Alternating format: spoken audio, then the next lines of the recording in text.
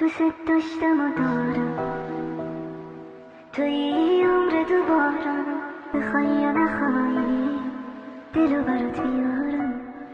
اینو گفتم و میگم بدون تو میمیرم، تو که نیستی من